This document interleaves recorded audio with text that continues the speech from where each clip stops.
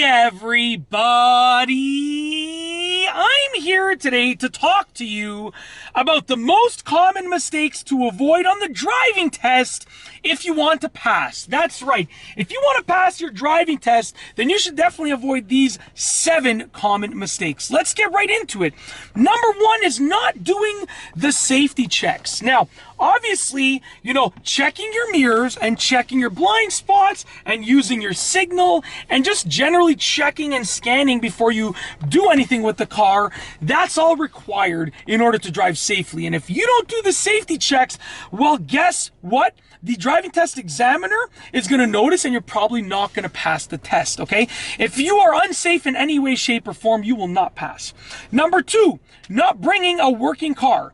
Please, please, please check your car beforehand. Don't go to the driving test center and then the examiner comes to the car and all of a sudden your horn doesn't work or your signal's not flashing because you didn't check it, okay? If something doesn't work, most of the things that can go wrong can easily be fixed in a very quick and efficient manner. If your signal bulb is not working, you just go to your local store and get it. It'll take you like 5 minutes. You can easily fix it. So check your car beforehand. If by chance your signal just stops working right then and there, then that you can't avoid that. But please check your car beforehand and avoid not bringing a working car. Number 3 is undue hesitation. This is a huge one on the driving test. Now, what is undue hesitation? Well, it's hesitating to do something when you shouldn't be, when it's undue. Let's say you're going to make a left turn and you have an opportunity that is completely safe to make that left turn and you hesitate. You don't make that left turn. That is undue hesitation. You need to be confident. And how do you become confident in driving? By doing your safety checks and by practicing like no tomorrow. If you do your safety checks before you make the maneuver and you practice like no tomorrow, guess what? You're going to be confident enough to know when to do those things. And you won't get marks taken off for undue hesitation. Number 4, going through a yellow light. Now, with regular driving, a yellow light is a decision maker. You decide whether or not it's safe to proceed through the yellow light, whether or not you can stop safely before the intersection.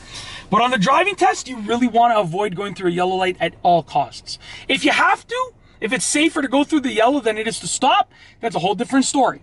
But you really want to read the intersection for when the light will turn yellow and try and time it so that you're not even approaching the yellow light. So you don't even have to make the decision. Try and time it so that you're either going through the green light, like really just easily going through the green light, or that you're stopped at a red light. You don't want to deal with the yellow light, but try not to go through it if you can avoid it, please. Number 5, turning roughly. If you're turning a car and your car turns are all jerky and rough and the examiner is being tossed around, guess what? You're probably not going to pass your test. They don't want someone who cannot turn a car smoothly on the road because that causes you to almost go into an oncoming lane of traffic potentially when you're driving alone, or to hit the curb, or to scrape a car, or to scrape a pole, or to scare a pedestrian because you almost hit them. It causes lots of bad things. So just make sure your turns are smooth. Make sure you're comfortable with turning the steering wheel. Number 6, sorry about that. I was hidden behind there. 6. Woo! Okay. Driving too slow or driving too fast. Now, believe it or not, on the driving test, driving too slow and too fast are like valued at the same thing in terms of losing marks. You're just as bad going too slow as you are going too fast. You want to drive the speed limit plus or minus a couple kilometers an hour. So if the speed limit is 50 kilometers an hour or 30 miles an hour for the sake of argument, then you want to, and I know they're not, I know they're not, whatever. Anyways, I guess 50 kilometers an hour is 30 miles an hour roughly. Sorry, I thought I was making the calculation wrong. But you're okay going plus or minus a few kilometers or miles an hour, but don't go like 56 kilometers an hour or don't go 42 kilometers an hour unless that's the safe driving speed for whatever reason. You really shouldn't be going over the speed limit. If the flow of traffic is lower than the speed limit, that's usually okay. But, don't go over the speed limit because there's no reason why you should be doing that, for the driving test.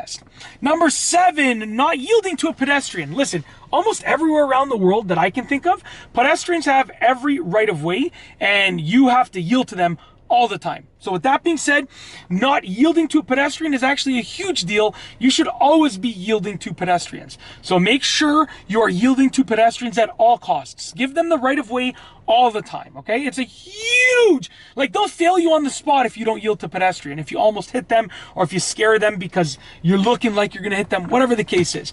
Always yield to pedestrians. And that's it. If you like this video, please be sure to give it a thumbs up. Let me know what you think down below as a comment. And of course, be sure to subscribe for more great videos just like this one. And that's all I have for you today. Thanks for watching.